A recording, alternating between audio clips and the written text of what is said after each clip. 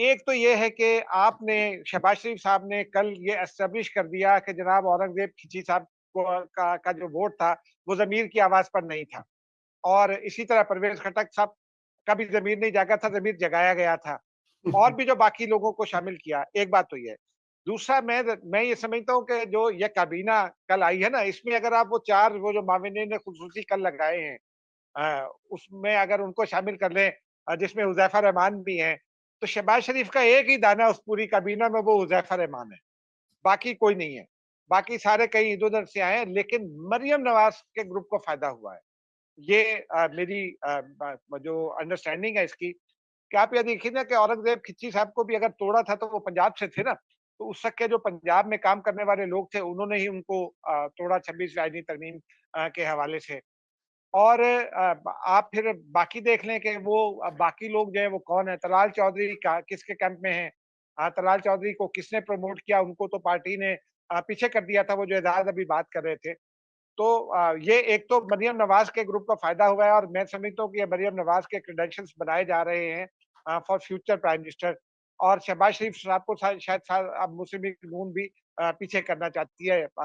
शायद टाइम लगे, लेकिन मेरा ख़्याल है ये उसका आगाज़ है। दूसरा अच्छा। ये है कि मैं पिछले कई महीनों से मुस्लिम लीग नून में मेरे 1-2 दोस्त हैं, ज़्यादा नहीं है, बस 1-2 ही हैं दोस्त जिनको कहा जा सकता है। तो वो ये इशारे देते थे कि वो पीपल्स पार्टी वालों से कहें कि ज़रा वो बच के रहें, मुस्लिम लीग नून ने दाँत तेज़ कर लिए हैं अपने। ठीक है? और कल की अगर आप कैबिनेट एक्सपेंशन को देखें, तो ये एक भरपूर वार पीपल्स पार्टी पर भी दिखाई देता है। 2 वजूहात हैं। कल की एक्सटेंशन में कुछ चेहरे जनूबी पंजाब से आए हैं। और आज एक बड़े जर्नलिस्ट मेरे दोस्त हैं वो, और वो नवाज़ शरीफ साहब के हल्का इरादत में भी शामिल हैं। उनके साथ मुलाकातें उनकी होती रहती हैं। और उनका एक ट्वीट भी है कि जनाब शुक्रिया, नवाज़ शरीफ के, आपने जनूबी पंजाब को मौका दिया और कैबिनेट में हिस्सा दिया। और अब पंजाब में एक्सपेंशन की बात हो रही है कैबिनेट में, तो उसमें भी जनूबी पंजाब को ज़्यादा हिस्सा दिया जाएगा। तो इसका मतलब ये बराह रास्त है कि पीपल्स पार्टी, और फिर ये इसमें से बहुत सारी वज़ारतें जो हैं, वो छोड़ रखी थी कि पीपल्स पार्टी आएगी और पीपल्स पार्टी को दी जाएँगी। रुमीना खुर्शीद आलम को बना देना चाहिए था वज़ीर, वो एनवायरनमेंट में अच्छा काम कर रही हैं। उनकी जगह शायद अब कोई और वज़ीर हो जाए। ठीक है ना? तो इस तरह जो है वो पीपल्स पार्टी को, ये मेरी मेरी नज़र में ये पीपल्स पार्टी को ये वाज़ेह पैगाम है कि अब आप दीवार के साथ खड़े रहें, क्योंकि आसिफ ज़रदारी ने पिंडी वालों से तो लड़ना नहीं। और अभी ये उन्होंने जो लाहौर में शिकायत सुनी है, ये शिकायत उन्होंने पहले भी सुनी, और वो ये कहते हैं कि हम हुकूमत का साथ देंगे, नो मैटर, कोई मसला नहीं है, हम इनसे बात कर लेंगे। और आज आसिफ ज़रदारी की नवाज़ शरीफ से मुलाकात मुतवक्को थी, वो नहीं हो सकी मेरी इत्तला के मुताबिक। तो इसको ज़रा इसी तनाज़ुर में मेरा ख़्याल है देखने की ज़रूरत है कि मुस्लिम लीग नून ने पीपल्स पार्टी को, जो उसकी एक कोर इत्यादी है, उसको अब दीवार से लगा दिया है। अब पीपल्स पार्टी ना कोई शिकायत कर सकेगी, ना ज़्यादा आवाज़ उठा सकेगी, क्योंकि अब ज़्यादा से ज़्यादा ये हो सकता है पीपल्स पार्टी के पास रास्ता ये बचा है कि वो हुकूमत छोड़कर अपोज़िशन की सफ़ों में चली जाए। और पीपल्स पार्टी ये अफ़ोर्ड हुँ। नहीं कर सकती इस वक़्त, अगले 4 साल कम से कम, कि वो जब तक इमरान खान की डील नहीं होती एस्टेब्लिशमेंट से, उस वक़्त तक पीपल्स पार्टी उसके साथ खड़े होने का रिस्क नहीं ले सकती। तो पीपल्स जी। पार्टी अब जो है वो कैच 22 की सिचुएशन में है, और नून लीग ने उसको दीवार से लगा दिया है, और मरियम नवाज़ इसमें कामयाब रही हैं, मेरा ख़्याल ये है। जी, आपकी ये तज्ज़िया है। मैं बिल्कुल रिफ़तुल्लाह साहब से जानते हैं, रव रव आप कैसे देख रहे हैं रिफ़तुल्लाह साहब इसको?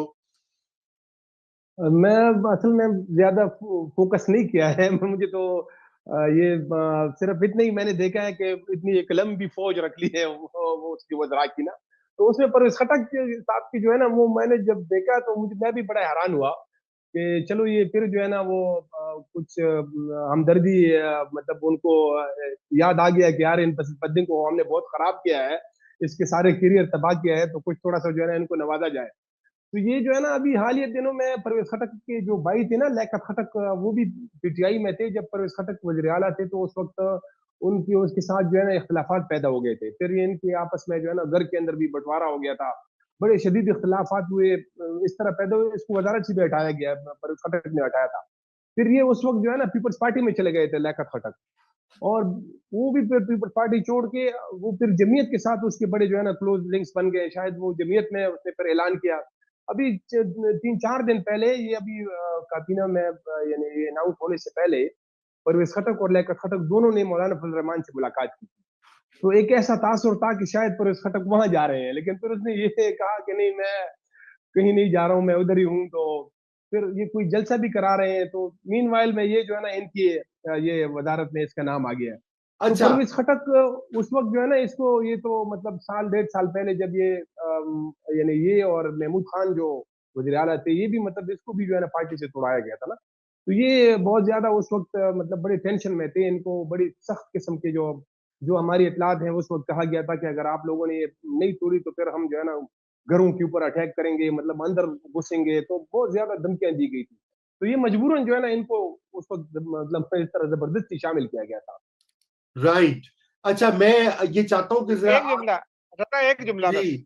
जी, बस शहबाज शरीफ साहब ने ये जो इतनी लंबी चौड़ी काबीना कर डाली है, एक तो ये आइन की खिलाफ वर्जी है। आइन है पाकिस्तान ये कहता है कि आप 11% ऑफ दी पार्लियामेंट आप रख सकते हैं, तो वो 44 अरकान बनते हैं गालबन, या 45 बनते हैं। लेकिन 52 रुकनी तो काबीना हो गई, और 4 वो मुआविनीन बना लें तो वो 56 हो गए। लेकिन शहबाज शरीफ साहब आईएमएफ को क्या जवाब देंगे? उनसे तो हम पैसे मांग रहे हैं कि भाईजान हमारे पास पैसे नहीं है, तो आप हमें पैसे दे दें। और अल्ले तल्ले आप कहिए कि आपकी काबीना इतनी बड़े साइज की हो गई।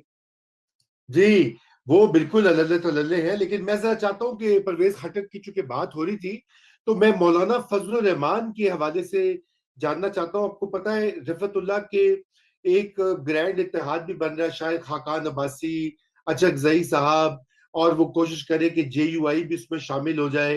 अब उन्होंने कहा है कि जी अप्रैल में तहरीक भी चलेगी। ये बताइए कि मेरी तो ज़ाती राय ये है कि मौलाना फज़लुर रहमान पीटीआई के साथ कम से कम चले बैठेंगे, सही बातचीत करेंगे, लेकिन सड़कों पे नहीं निकलेंगे। ये बताइए क्या खैबर पख्तूनख्वा में क्या तासुर है इस पूरी चीज के ऊपर? बिल्कुल, ये मैं भी आपसे इत्तेफाक करता हूँ। मतलब वो बड़ी कोशिश हो रही है उसके साथ जो है ना, ये तो पूरी तकरीबन ऐसा समझ लें कि 1 साल से जो है ना उनके साथ मीटिंग हो रही है। कुछ मौकों पे तो है ना ये आपस में एक-दूसरे के साथ बैठ भी गए हैं। अभी मौलाना साहब तो 2 दिन पहले तो वो कतर में थे, वहाँ पे थे जब इन यहाँ पे एक ये कॉन्फ्रेंस बुलाई थी ये 2 दिन। तो वो उन दिनों वहाँ उस दिन वहाँ पे थे, कतर में थे, दोहा में। तो ये कोशिश तो हो रही है, लेकिन यहाँ मतलब मौलाना साहब तो बहुत बड़े जो है ना एक आपको पता है कि वो बड़े होशियार सियासतदान है। वो तो अपने जो है ना अपने कार्ड्स इस तरह आसानी से जो है ना वो शो नहीं करते हैं। तो हुकूमत के साथ भी वो जो है ना मतलब एक ऐसा तासुर देना चाहते हैं कि ज्यादा जो है ना वो हालात खराब ना किए जाएं। उसकी जो आजकल जो उसके जलसे हो रहे हैं या जो ये प्रेस कॉन्फ्रेंस कर रहे हैं, तो उसमें वो ज्यादा जो है ना टफ टाइम वो एस्टेब्लिशमेंट को दे रहे हैं। खासकर ये जो मतलब अफगानिस्तान की इशू पे जो है अभी हालिया दिनों में उनके 2-3 इस तरह के ये इनके जो कन्वेंशन हुए थे, तो उसमें उसने बड़े जो है ना एक टफ किस्म का स्टैंड स्टैंड लिया कि ये जो अफगानिस्तान में जो कुछ हो रहा है, तो एक तो ये है कि पाकिस्तान के अंदर जो भी कुछ होता है तो वो अफगानिस्तान से मुंसलिक किया जाता है। और फिर ये है कि जब ये इलेक्शन से पहले मतलब वो खुद जब गए थे वहां तालिबान से उनकी मुबारकबाद देने के लिए, तो बिल्कुल ओपनली वो कह रहे हैं कि फॉरेन ऑफिस में बाकायदा जो है ना इनको कहा गया, उनको ब्रीफिंग दी गई, वो वहां चले गए, यानी उनकी मर्जी से गए। फिर जब वापस आए इलेक्शन हुआ, तो मतलब इसने कहा कि मौलाना साहब कह रहे हैं कि यानी हम एक मैंने राबता बनाने की कोशिश की कि ये जो बीच में मतलब मसाइल है, लेकिन मुझे सजा दी गई उसकी, मतलब इलेक्शन में जो है ना मेरा मैंडेट चोरी हुआ। तो इस तरह मतलब उसका जो है ना अभी जो हुकूमत के हवाले से ज्यादा वो बातें नहीं करते हैं। तो थोड़ी बहुत तो करते हैं, लेकिन असल जो अगर कोई अपना वार करते हैं तो वो इस्टेब्लिशमेंट के ऊपर करते हैं। तो मेरे ख्याल में वो इतना इजी नहीं होगा, वरना फिर तो ये मतलब अगर ये मौलाना साहब भी उनके साथ मिल जाते हैं तो फिर तो ये बड़ी स्ट्रांग जो है ना एक अगर वो ठीक तरीके से सही सिंसियरली ये मुजाहरे मतलब जलसे वगैरह होते हैं इस तरह मतलब फिर तो उनकी तो बड़ी स्ट्रांग एक वो है ना, मतलब मौलाना साहब की तो स्ट्रीट पावर तो उसकी बड़ी स्ट्रांग है। तो लगता नहीं है, ऐसा कोई इंप्रेशन नहीं है कि जैसे ये कोई मतलब इतिहाद में चलेंगे, लेकिन उसके भी मतलब अपने जाहिर है इंटरेस्ट होंगे। अगर वो सर्व होते हैं तो वो तो फिर किसी तरफ भी जो है ना वो जा सकते हैं।